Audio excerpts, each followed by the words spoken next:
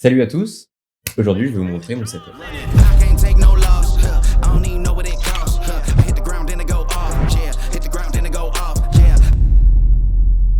Quand j'ai changé de setup, dans le but d'aller dans le minimalisme, il y avait quelques petits trucs à changer qui étaient pour moi vraiment très importants. Le premier, c'est l'audio. Pour l'audio, j'ai un setup qui est fait du Shure SM7B, qui est un micro qu'on ne présente plus, qui est une référence dans le milieu, que j'ai monté sur le bras Elgato Low Profile, qui est pas mal puisqu'il est assez discret, mais il a un petit problème, c'est qu'il est monté avec de la friction. En fait, ça a tendance à s'affaisser et à tomber. Tout ça, c'est relié à une interface audio de chez Elgato aussi, qui est la Wave XLR, que je recommande pas forcément. En fait, moi, je l'utilise surtout pour son logiciel, qui permet de séparer les pistes audio. Mais en fait, vous pouvez le faire avec un logiciel gratuit qui s'appelle Voicemeeter. Et ça encore, c'est relié à mes écouteurs, qui sont les Sennheiser IE100 Pro. Alors, j'avais fait une review aussi sur les True Rexa, mais le câble a cassé, que je pensais que les Sennheiser allaient avoir, mais en fait, non. Et donc, si vous deviez prendre des écouteurs, je recommande plutôt les Sennheiser, et même la gamme du dessus, les IE300, qui sont mieux. Une fois que j'ai changé ça, j'avais envie d'avoir des périphériques parfaits, entre guillemets, à commencer par le clavier, que j'ai changé récemment, qui est le mode tempo, que j'ai monté en stream. Mais ça, je vais pas trop en parler parce que j'en parlerai dans une prochaine vidéo.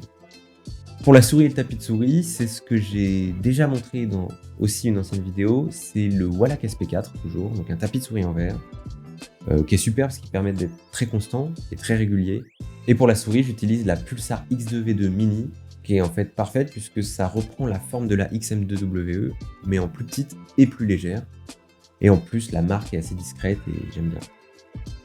Pour l'écran, j'avais besoin d'un écran qui puisse faire et du montage vidéo, / graphisme et tout ça, et du jeu. C'était assez compliqué à trouver quand je l'ai acheté. Et donc je suis tombé sur celui-ci, le Asus ProArt, en 32 pouces, qui a en fait 165 Hz de taux de rafraîchissement, des super couleurs, et qui a aussi en plus le Thunderbolt, donc, qui est super pratique pour pouvoir brancher un MacBook en USB-C directement et avoir et l'alimentation et le double écran. Alors, en fait, si je devais recommander un écran aujourd'hui, ce serait sûrement pas celui-là, parce qu'il est beaucoup trop cher par rapport à ce que c'est. Maintenant, on a beaucoup mieux dans les gammes de prix, c'était je crois 500 €, 600 €. Donc je recommanderais plutôt des écrans en 27 pouces en 4K, ou alors d'aller carrément sur du OLED, même si c'est encore une autre gamme de prix, je pense que ça vaut vraiment le coup, versus ce type d'écran-là. Pour le bureau et la chaise, alors j'ai eu longtemps une chaise et un bureau de merde. J'ai toujours un bureau de merde, mais j'ai une bonne chaise. C'est une North Deco Chicago, qui est en fait une imitation de la marque Vitra, qui est une marque d'architecte, mais qui coûte des milliers d'euros. Et donc c'est une super alternative à beaucoup moins cher. Il y a spécifiquement 2 modèles qui imitent Vitra. La version que j'ai et une version en fait qui n'a pas de coussin, mais du coup qui est un peu moins bien pour des longues sessions assises. Et le bureau, c'est un Ikea, mais je donne même pas la référence, ça vaut pas le coup. Pour le gros du truc, donc l'ordinateur. L'ordinateur, c'est toujours le NKSM2. Alors, en fait, j'ai du mal à me décider entre le NKSM2 et le Form T1. Là, j'utilise le NKSM2 parce que ça a des bien meilleures performances et c'est beaucoup plus flexible.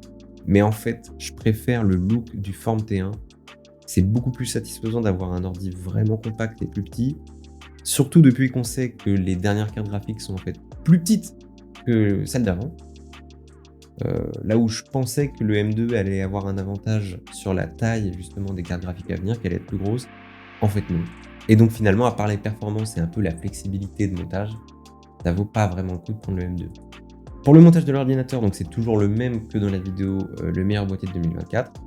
7900X de chez AMD, la carte mère Asus B650M, qui est très connue, que tout le monde utilise, 32 Go de RAM, 6000 MHz CL30, une alimentation Corsair SF1000, la dernière, qui est vraiment super.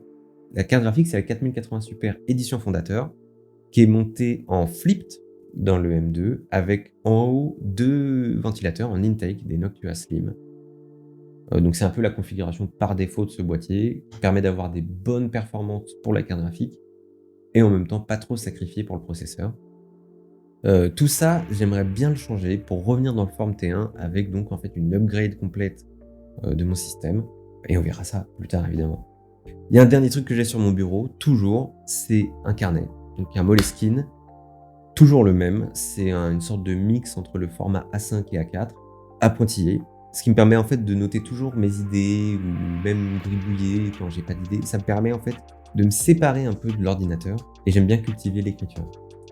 Et voilà, en fait, c'est tout. Il n'y a pas grand-chose dans mon setup et je trouve que c'est une force justement puisque ça me permet d'avoir une constance dans l'état d'esprit dans lequel je suis quand je suis à mon bureau et en fait d'essayer de me mettre une régularité naturelle, que ce soit dans le jeu ou dans le travail. En plus de ça, ça permet de vraiment de me concentrer sur l'essentiel et ce dont j'ai vraiment besoin et envie.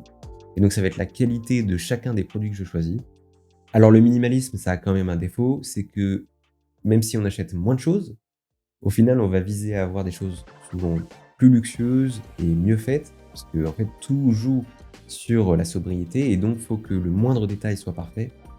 Et donc en fait ça va coûter beaucoup plus cher parce qu'il faut que la qualité de production de chacun des objets soit vraiment super. C'est le seul défaut, c'est que vous pouvez vite monter dans les prix. Merci d'avoir regardé la vidéo, j'espère qu'elle vous a plu. Si vous avez des questions sur un setup minimaliste ou sur un objet en particulier, savoir s'il est bien ou pas, n'hésitez pas, j'y répondrai, je lis tous les commentaires. Et à la prochaine.